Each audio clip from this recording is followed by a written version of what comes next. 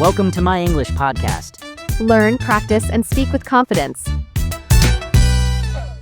Hello, and a very, very warm welcome to everyone listening. You've tuned in to My English Podcast, and I'm your host, Mia. It's so wonderful to have you with us again today. As always, I'm sitting here in our favorite cozy corner of the cafe, and the coffee smells absolutely amazing. And of course, I am not alone. I am joined by my fantastic co-host, the always cheerful Max. Hello, Max. Hello, Mia. Hello, everyone. Cheerful is a good word for today. I've got my favorite latte, the sun is shining, and I'm ready for another great conversation. It's always the best part of my week, sitting down to chat with you and our listeners. I feel exactly the same way. And we are especially lucky today because our wise and wonderful language expert, Mrs. Tina, is here with us. Welcome back, Mrs. Tina. We are so happy to have you. The pleasure is all mine, Mia Max. Thank you for having me. It's always a joy to be here and to connect with all the English learners out there. I hope everyone is feeling good today. I'm sure they are, especially after they hear what we're going to talk about. Today's topic is something I think every single person learning a new language has worried about. It's that moment, that scary moment when you want to talk to someone, but your mind just goes completely blank. You don't know what to say. You don't know how to start. Oh, I know that feeling so well. It's like a wall goes up in your brain. You see someone you want to talk to, maybe a new colleague at work or someone at a party or even the person who makes your coffee every day, and you think, I should say something. But then, nothing. Just silence. And fear. Exactly. That fear is so powerful. And so, we thought, let's make it easier. Let's break down that wall. Today, our episode is called 7 Questions That Instantly Start Any English Conversation. We're not just going to give you a list. We're going to talk about why these questions work, how to use them, and how they can make you feel more confident and relaxed. And that is the most important part, Mia. The confidence. It's not about having perfect grammar or a huge vocabulary. The first step is just opening the door to a conversation. These questions are like little keys. They are simple, they are friendly, and they unlock the possibility of connection. That's all a conversation is, a connection between two people. I love that idea. Little keys. That makes it feel so much less scary. It's not a giant, heavy door I have to push open. It's just a small lock I need to open with a simple key. So, I'm ready. What's our first key, our first question? Okay, let's dive right in. The first question is one that is perfect for so many situations. Especially when you see someone regularly, maybe on a Thursday or a Friday. It's simple, it's friendly, and it's forward-looking. The question is, so, what are you up to this weekend? Ooh, I like that one. It's friendly. It feels light. It doesn't feel too personal or too serious. What are you up to this weekend? Yeah, I can see myself using that. Exactly. Mrs. Tina, from your expert perspective, what makes this particular question so good for starting a conversation? Well, Max, you used the perfect word, light. It's a very low-pressure question. You are asking about the future, the weekend, which is usually a time for relaxing, for hobbies, for fun things. People are often happy to talk about their plans. It's not like asking about their work, which might be stressful, or about something very personal. That's a great point. If you ask someone, how was your week? They might think, oh, it was so busy, so stressful, and maybe they don't want to talk about it. But the weekend is different. It's a hopeful time. Precisely. And there's another reason it's so effective. It's an open question. It cannot be answered with a simple yes or no. If you ask, are you busy this weekend? The person can just say yes or no. And then silence. The conversation is over before it even started. Oh, that is such an important distinction. The yes or no trap. I think many learners fall into that. They ask a question, get a one-word answer, and then they feel like they failed. But maybe it was the question that was the problem. It's often the question. But with, what are you up to this weekend? The person has to give you a little more information. They have to tell you their plans. And that information is your next step in the conversation. It gives you something to talk about. Okay, so let's practice this. Let's imagine I'm a learner. How do I answer that question?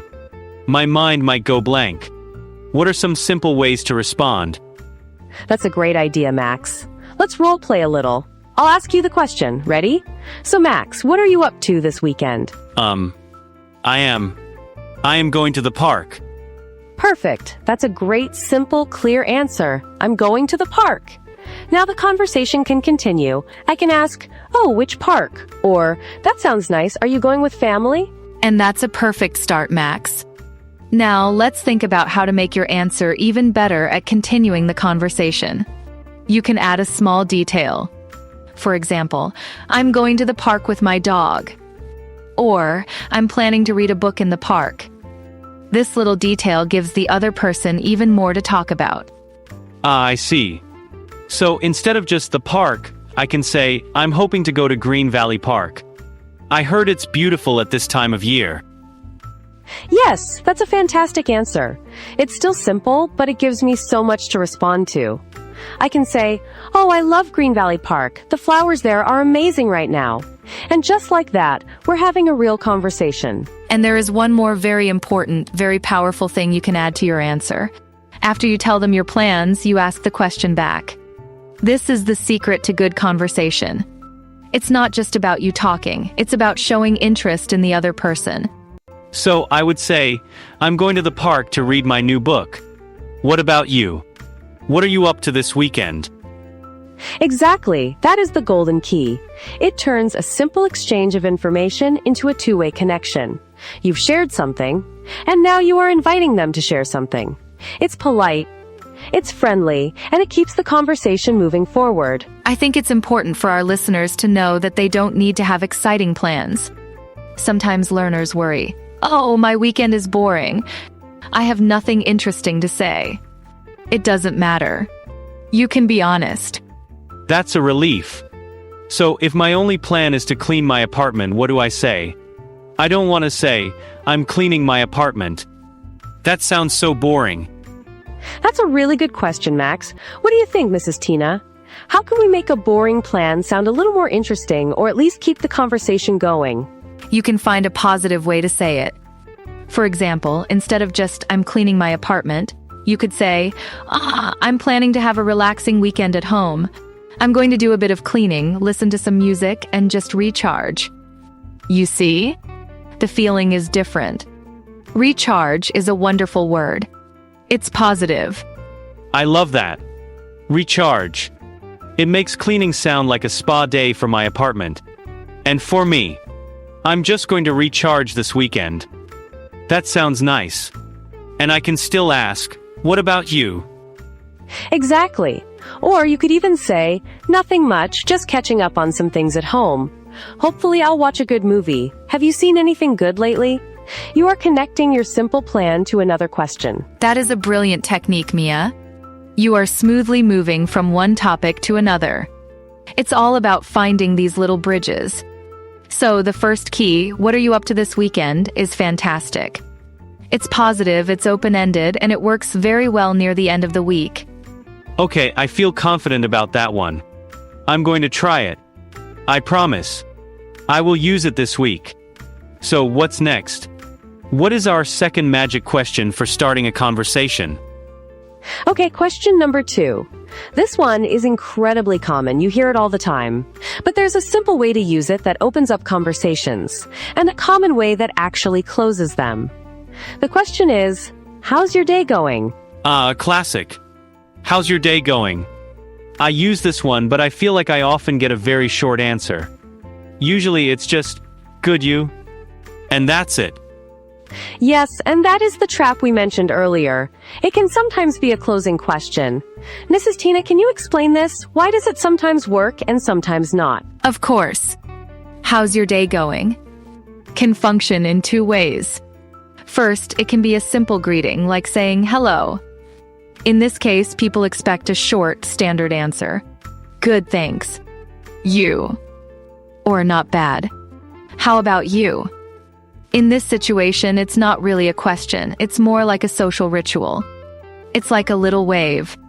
A social ritual. I like that. So when the cashier at the supermarket says, how's your day going? they are probably not asking for my life story. They're just being polite. Exactly. And it's polite to answer in a similar way, short and friendly. But, and this is the important part for our learners, you can turn this question into a real conversation starter. It all depends on your answer. So it's not about how you ask the question, but how you answer it that makes the difference here. In many cases, yes. Let's say a coworker you'd like to know better asks you, "Hey Max, how's your day going?" Instead of just saying, "Good, thanks," you can use the same technique we talked about before. Add a small detail. Okay, let me try. So, my coworker asks me. I could say, "It's going well, thanks. I just had a really productive meeting, so I'm feeling good. How's your day?" Oh, that is so much better than just, "Good." A productive meeting is a detail. The coworker can now ask, "Oh, which meeting was that?" Or, "That's great. I have a big meeting later. I hope it's as good as yours." You've given them something to hold on to, conversationally. You have. You've opened the door. Another way is to share a small, positive, and general detail. For example, "It's going pretty well, actually. I'm really enjoying this sunny weather today." It makes everything feel a bit easier, you know? I would love it if someone said that to me. Because I could easily agree. I could say, "Oh, I know, right? I was just thinking the same thing. I wish I could work outside." And now we're talking about the weather and our feelings, not just work. It's about being a little bit vulnerable, in a safe way. You're sharing a tiny piece of your real experience of the day, not just the automatic "I'm fine" response. I think we are all so used to saying, "I'm fine," or "I'm good," that we forget to actually answer the question. That is a very wise observation, Mia. We often use these phrases as masks. To be a good conversationalist, you just need to gently lift the mask a little bit. You don't have to share anything deeply personal or negative. A simple, positive observation is perfect. "It's going well. I managed to fix that annoying computer problem this morning, so I'm relieved." Oh, that's a good one. It's relatable. Everyone has had an annoying computer problem. So if I say that, my coworker might laugh and say, "Oh, tell me about it. My printer wasn't working all morning." And now you are connecting over a shared common frustration. Connection. There's that word again. That is always the goal. So, for our listeners, when someone asks you, "How's your day going?" see it as an opportunity. Don't just give the automatic answer. Add one small, true detail about your day. And then always ask the question back. "How about you? How is your day going?" And what if your day is genuinely not going well? This is another thing learners worry about. They don't want to be negative, but they also don't want to lie and say their day is great when it isn't. What's a good way to handle that? That's a very important and sensitive question. Honesty is good, but you also want to be socially appropriate. You probably don't want to tell a stranger or a new colleague all your problems. So you can be honest but hopeful. For example, you could say, "Well, it's been a little bit busy, to be honest, but I'm looking forward to a quiet evening." I like that. It's honest, a little bit busy, but it ends on a positive and forward-looking note. Looking forward to a quiet evening. It doesn't invite the other person to ask, "Oh no, what's wrong?" which can be uncomfortable. It just says, "I'm a little tired, but I'll be okay." Exactly. Or you could say something like, "It's been one of those challenging days, you know? But I'm getting through it. How about you? I hope your day is a bit smoother." You are acknowledging your difficulty but quickly turning the focus back to the other person and with a kind wish for them. That is so skillful and kind. It's honest, it shows you trust them enough to not just say, "I'm fine," but it also protects your privacy and doesn't make the conversation heavy. I think that's a very advanced but very useful social skill for our learners to practice. So with question number 1, what are you up to this weekend? The power is in the asking. And with question number 2, how's your day going? The power is often in the answering. Is that a good way to think about it? That is a perfect summary, Max. You've understood the subtle difference beautifully. One is a great door opener. The other is a door that is often only a little bit open, and your answer can either push it wide open or let it close. Wow, so we have two amazing questions already. And they seem so simple, but the way you explain it, Mrs. Tina, makes so much sense. I'm already feeling more confident just thinking about how to use them in these different ways. I'm really curious what the next question is going to be. It feels like we're collecting these little keys, like you said, and I'm putting them in my pocket, ready to use. I am too. My conversational key ring is starting to feel heavy already. And we've only had two. So, Mrs. Tina, please give us the third key. I'm ready. I have my little pocket right here, waiting for another one. Chuckles warmly. I love that image, Max. A keyring for conversation. And it's true, the more keys you have, the more confident you feel, because you know you can open any door you find. Okay, our third question is a little different. The first two were about time, the weekend, or your day. This one is about the space around you.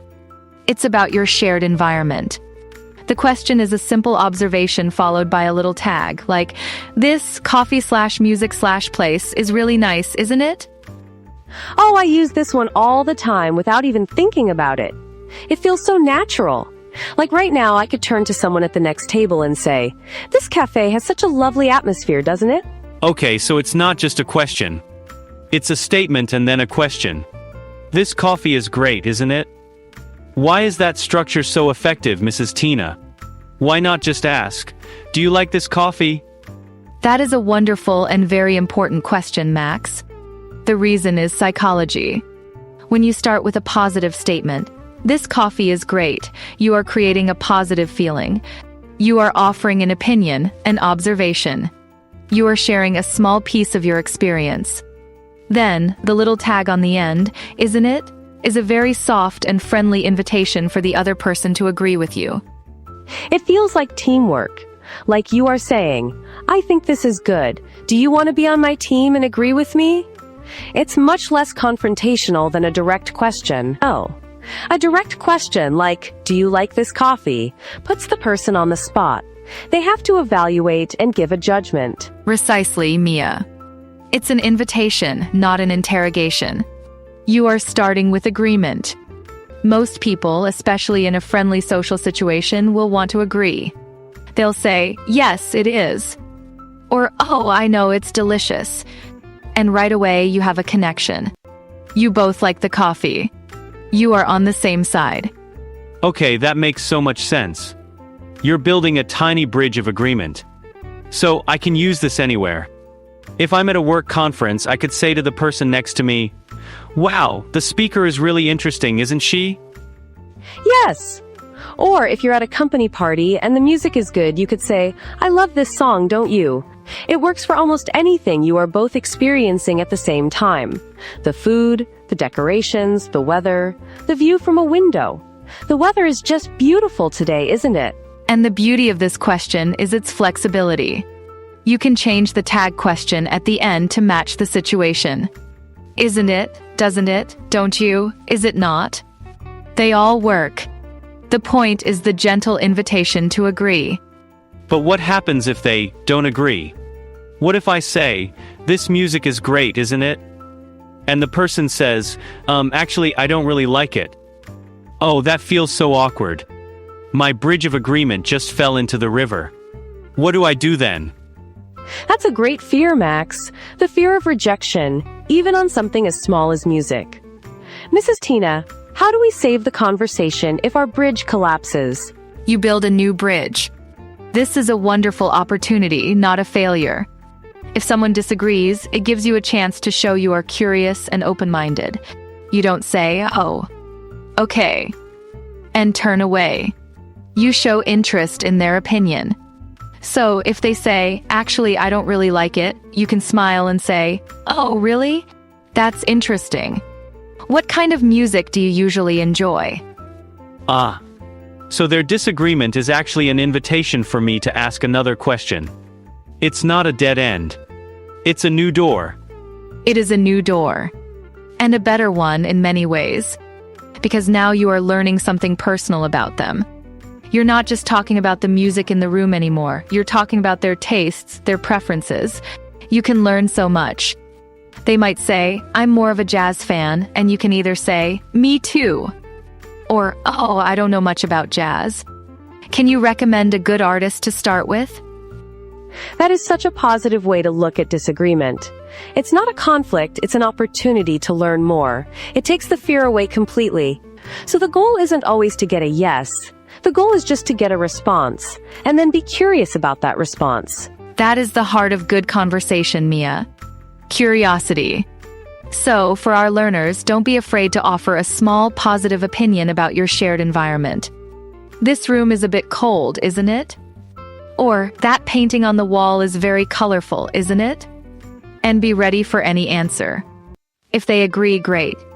You can talk more about it. If they disagree, even better. You can ask them about their perspective. It's a win-win situation. Okay, key number 3 is in the pocket. I feel like this one is especially good for shy people, because you don't have to talk about yourself. You can talk about a thing, the coffee, the music, the room. It's a very safe starting point. That's a wonderful point, Max. It's an indirect way to start a direct connection.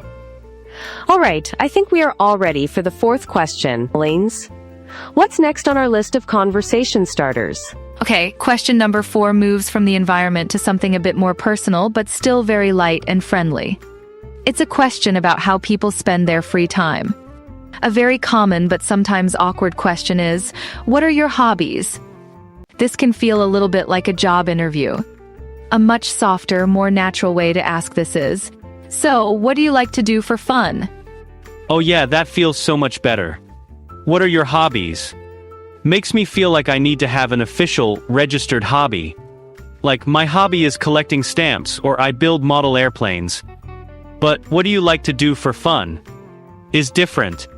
It's more relaxed. Watching movies is for fun. Going for a walk is for fun. It doesn't have to be an official hobby. You've captured the feeling perfectly, Max. The word fun is the magic ingredient. It's a warm, positive, and universal idea. Everyone likes to have fun. The question is also very open. It allows the person to share as much or as little as they want. It's not specific. I also like another version of this, which is, what do you do to relax and unwind? Or, what do you like to do when you're not busy with work? It has the same gentle feeling. It acknowledges that life is busy, and we all have things we do to find peace or joy. Those are excellent alternatives, Mia. Unwind is a beautiful descriptive word that many native speakers use. It means to relax after a period of work or stress. Using a word like unwind can make you sound very natural. Okay, so let's talk about answering this question. This is where I think many learners, including me, can get stuck. What if my fun activities are, well, boring? What if all I do for fun is watch TV and scroll on my phone? I don't want to say that. It sounds so uninteresting. The boring hobby fear. It's real. I think everyone feels that sometimes. No one wants to sound like a boring person. So how do we answer this honestly, without feeling like we've failed a test? First, let me say that there are no boring hobbies. If something brings you joy or helps you relax, it is interesting and valuable. The secret is not in what you do, but in how you talk about it. It's about sharing a little bit of your passion or your feeling about the activity. Okay, so how do I talk about watching TV in a more interesting way? Instead of just saying, I watch TV, you can be a little more specific and share your enthusiasm. For example, I'm a huge movie fan. I love getting cozy on the sofa and watching a good film. It's how I escape for a few hours. See the difference? You've explained why you like it. The feeling of being cozy and escaping is something everyone can understand. And that gives the other person so much to ask about. They can say, oh, me too. What kind of movies do you like? Or, have you seen anything good recently? You've opened the door to a whole new conversation about movies. Okay, that makes sense. So, instead of I play video games, I could say, I really love playing video games to relax. I'm into strategy games at the moment, they're like fun puzzles. Exactly, Max. Fun puzzles is a great description. It helps the other person understand the appeal. You are not just saying what you do, you are sharing the experience of it. And then, as always, you turn the question back to them. I'm a huge movie fan. What about you? What do you like to do for fun? This skill of adding a small detail or a feeling seems to be a theme today. It's the difference between a dead-end answer and an open door. I like to read is a good answer. But I love getting lost in a good fantasy novel. It's like traveling to a different world is an invitation. A beautiful invitation. And it's so important to be a good listener when you ask this question. When they tell you what they do for fun, your job is to be curious, even if it's something you know nothing about. If they say, "I love gardening," and you have never planted anything in your life, you don't have to pretend. So what would I say? Oh, that's nice. That sounds like the conversation is over. Instead of "that's nice," you show curiosity. You could say, "Oh, that sounds so peaceful. I wouldn't even know where to start. What are you growing at the moment?" You are admitting you are not an expert, which is honest, and you are asking them a simple question that allows them to be the expert. People love to share their knowledge and passions.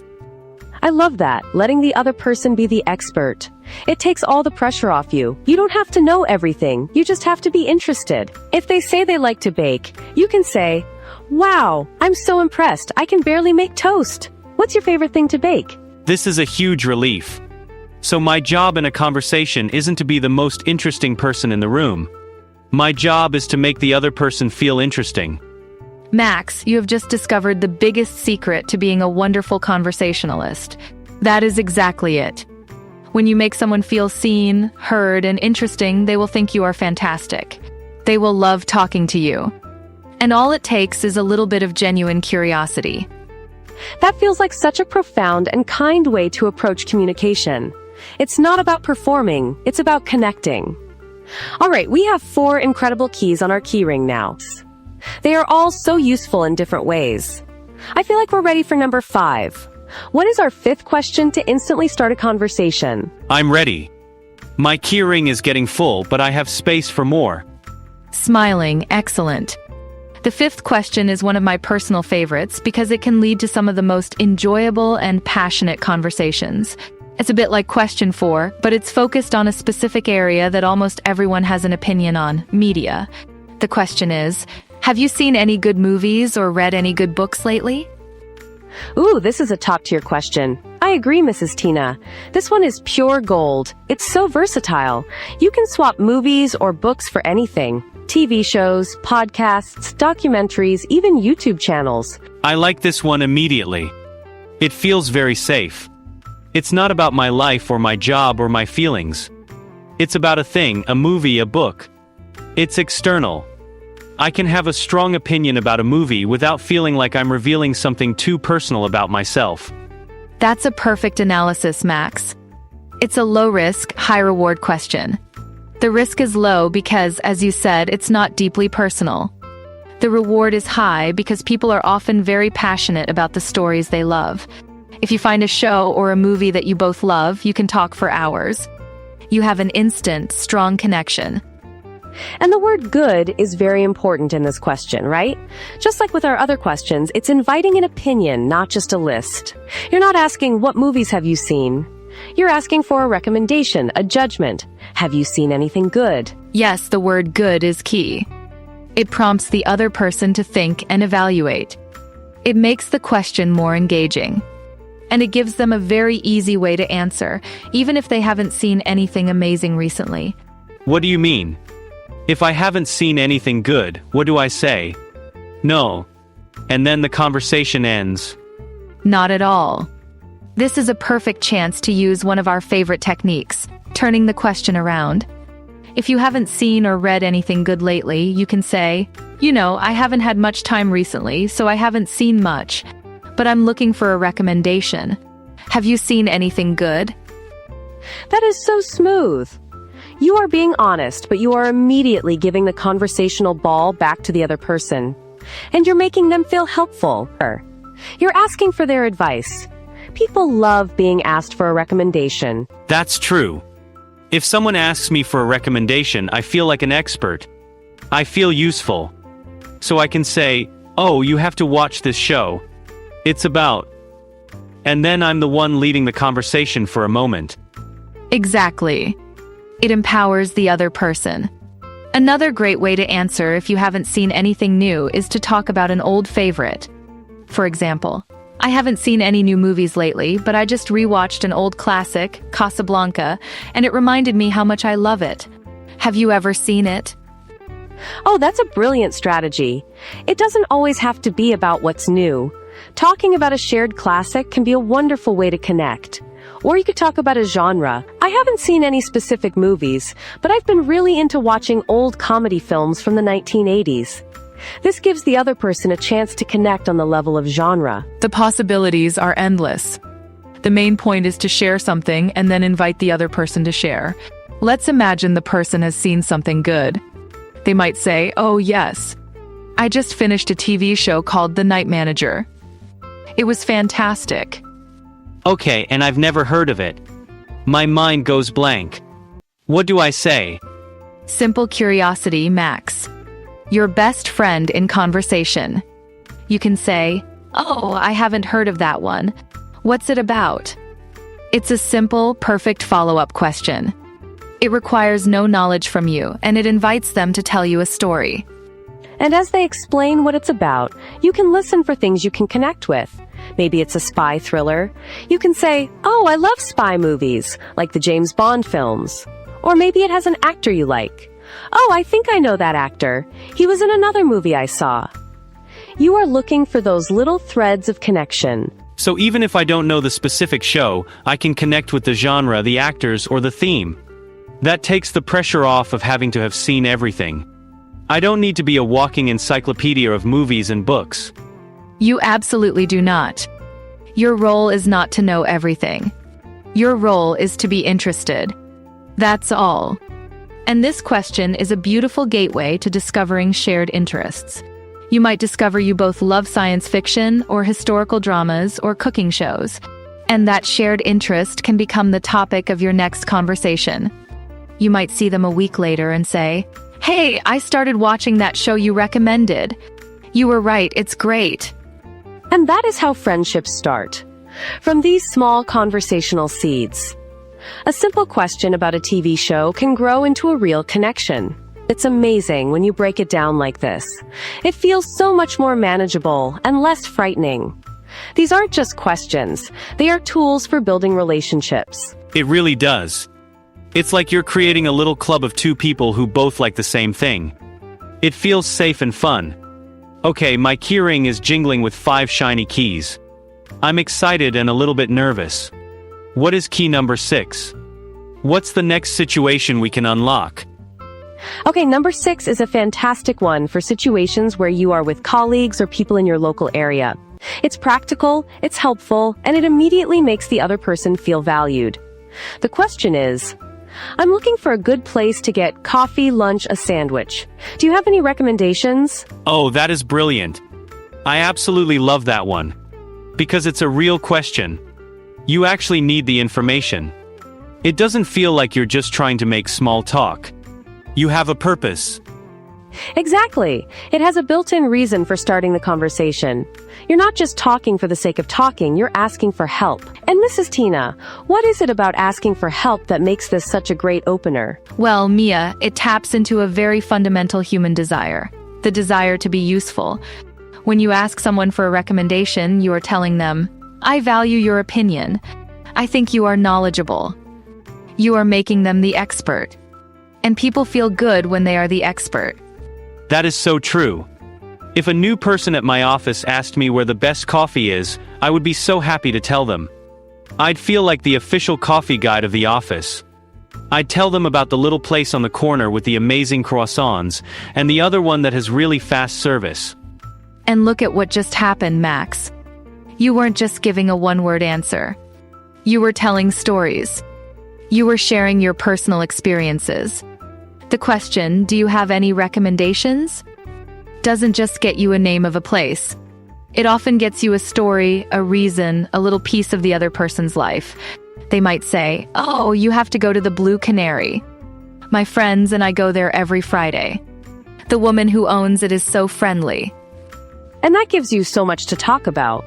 You can ask, "Oh, what's your favorite thing on the menu there?" Or, "Is it usually very busy?" You're not just talking about the cafe anymore. You're talking about their experiences, their friendships, their routines. All from one simple, practical question. But what if I'm the one who is asked and I'm new to the area? What if I don't have any recommendations? I don't want to just say I don't know. That feels like shutting the door. An excellent question. This is another opportunity, not a problem. If you don't know, you can create a team. You can say, that's a great question. I'm new here too, and I was wondering the same thing. In that moment, you are no longer two separate people. You are a team of two people trying to find good coffee. You have a shared goal. I love that. You've instantly bonded over being new. You could even follow it up with, if you find a good place, let me know, and I'll do the same. Now you have a reason to talk to each other in the future. You've created a future conversation. That's so smart. It's like planting a seed for later. Or what if I only know one place? I can just say that, right? I could say, I've only tried the cafe in our building, it's pretty good. But I'm also looking for other places. That is a perfect response, Max. It's honest, it's helpful, and it also shows you are open to new information. You are sharing what you know, but you are also keeping the door open for them to share back. The key is to see it not as a test that you can fail, but as a collaboration. You are collaborating on the project of finding good lunch. I think this question is also wonderful because it's so adaptable. You can use it for anything. Do you have any recommendations for a good park to walk in? Or, I'm looking for a good bookstore, do you know any? Or even, my parents are visiting next month. Do you have any recommendations for nice places to take them? Yes, its versatility is one of its greatest strengths. It works at work, in your neighborhood, at a community center, anywhere you share a physical space with someone. It's friendly, it's practical, and it makes the other person feel good. It's a very powerful key to have on your keyring. Okay, I am adding it to my ring right now. This one feels very solid.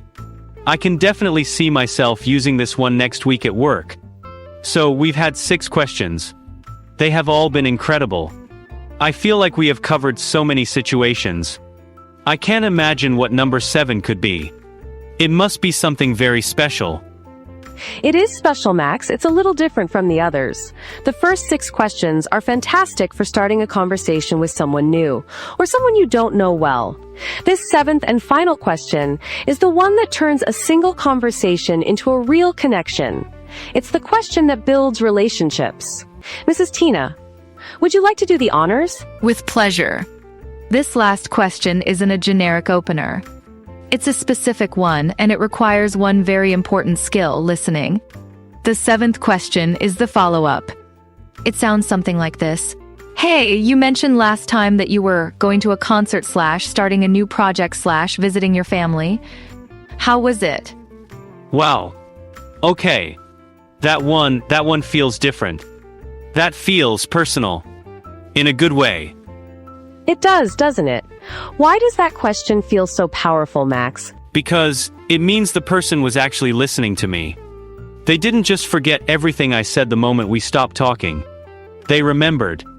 They cared enough to remember a little detail about my life and ask about it. I would feel really seen. And that is the word, Max. Seen. In our busy world, to feel truly seen and heard by another person is a rare and wonderful gift. This question is a gift you can give to someone. It says, you are important. Your experiences matter to me. It's the most powerful relationship-building tool there is. I couldn't agree more. Think about it.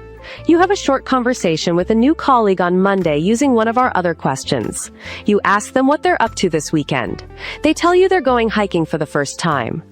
Then, on the following Tuesday, you see them again. Instead of just saying hello, you say, hey, how was your hiking trip on the weekend? The impact of that would be huge.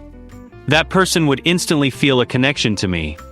They would feel like we are more than just colleagues who say hello. We are people who know a little bit about each other's lives. But there is a challenge here, of course. To ask this question, you have to do the work.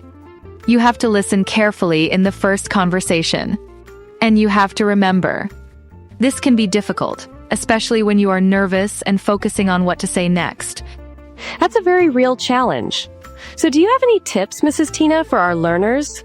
How can they practice this skill of active listening and remembering, especially when they are also trying to speak in English? It is a skill that takes practice, like a muscle. My advice is to not try to remember everything. Just try to remember one thing. During the conversation, listen for one specific, interesting detail. Their weekend plan. A movie they're excited to see. A book they are reading. A hobby they mentioned. Just one thing. So, I don't need to remember their entire life story. Just one little hook. One small detail. Like hiking trip. Exactly. And after the conversation, you can take a moment and repeat it in your head. Okay, Maria, hiking trip. Or you can even make a small, private note on your phone or a piece of paper if it's someone you will see regularly, like a colleague. Tom, son's birthday party. It's not about being strange, it's about being intentional and kind. I love that idea of making a little note. It's like a kindness reminder. It's training your brain to pay attention to people. And then, when you use that information, it feels so natural and warm. It's the opposite of a generic conversation. It's a completely personalized conversation. And what if I get it wrong? What if I say, "Hey, how was the concert?" And they say, "I didn't go to a concert, I went to a museum." Oh, that would be embarrassing. Laughs gently. It might feel embarrassing for a second, but it is easily fixed. You can laugh and say, "Oh, I'm so sorry, I got my memories mixed up." A museum, that's right. Well, how was the museum? Your mistake is not as important as your intention. Your intention was to show you cared. They will see that. A little bit of human imperfection is very relatable. It's okay. That's such a comforting thought. Perfection is not the goal. Connection is. This seventh question really feels like the final boss of conversation skills. It combines everything. Starting a conversation, listening, remembering, and then reconnecting. It's the complete circle. It is. It's the key that doesn't just open the door. It invites you to come inside and sit down for a while. Wow. 7 questions. I'm looking at my keyring now and it's full. What are you up to this weekend? How's your day going? This place is nice, isn't it? What do you do for fun? Seen any good movies lately? Do you have any recommendations? And the ultimate one, how was that thing you mentioned? I actually feel equipped. I feel like I have a toolbox now, not just an empty feeling of panic. I'm so happy to hear you say that, Max. That was our goal for today, to give everyone listening a real, practical toolbox. So as we start to wrap up this wonderful chat, Mrs. Tina, what would be your final message to our learners who are holding this new keyring of questions? My final message is one of gentle encouragement. First, remember that these questions are just the beginning. They are the keys to open the door. Once the door is open, your most important tool is your curiosity. Be interested, not just interesting. Listen more than you speak. Ask follow-up questions like, "Oh, what was that like?" Or, "Tell me more about that." Curiosity is our superpower. I love that. It truly is. Second, do not try to be perfect. Your English does not have to be perfect. You will make mistakes. You might forget a word or use the wrong grammar. It does not matter. The person you are talking to is listening to your kindness and your effort, not your grammar. Communication is about connection, not perfection. I'm going to write that down. Connection, not perfection. That takes so much pressure off. And my final piece of advice is to start small. Do not feel like you have to go out and have 7 long conversations tomorrow. Choose one. Choose your favorite question from our list today. Maybe it's asking someone for a recommendation. And make a small goal to use it just one time this week. With the cashier at the grocery store or a person at the bus stop or a colleague. Just one time. A tiny habit. One small step. Exactly. When you use it that one time and you see that it works, that the person smiles, that you have a small, pleasant interaction, you will build a little piece of confidence. And that confidence will make it easier to try it a second time. And then a third. This is how you grow. Not by taking one giant, scary leap, but by taking many small, brave steps. Small, brave steps. That feels possible. That feels doable. I'm not climbing a mountain, I'm just taking one step onto a path. Thank you, Mrs. Tina. That is just incredibly helpful. I feel so much calmer and more optimistic about this whole thing now. I feel the same way. This conversation has been so illuminating. It's shown me that starting a conversation isn't some magical talent that some people have and others don't. It's a skill. It's a set of simple tools and a mindset of kindness and curiosity. And anyone can learn it. Anyone. It is open to every single person who is brave enough to try. Well, Mrs. Tina, on behalf of myself, Max, and everyone listening, thank you so much for sharing your wisdom with us today. Your advice is always so practical, so kind, and so incredibly empowering. It has been a true pleasure. The pleasure was all mine. Thank you for the wonderful conversation. And to all our listeners, I wish you happy conversations. Be brave, be curious, and be kind to yourselves. Thank you, Mrs. Tina. And thank you, Mia. I feel ready to go out and unlock some doors. And thank you, Max, for asking such honest and helpful questions that I know so many of our listeners were thinking. And of course, a huge thank you to you, our wonderful listener, for spending this time with us. We hope you feel a little more confident, a little more prepared, and a little more excited to connect with the people around you in English. Remember to start with one small step. You can do this. That's all the time we have for today. Until next time, take care, and thank you for tuning in to My English Podcast.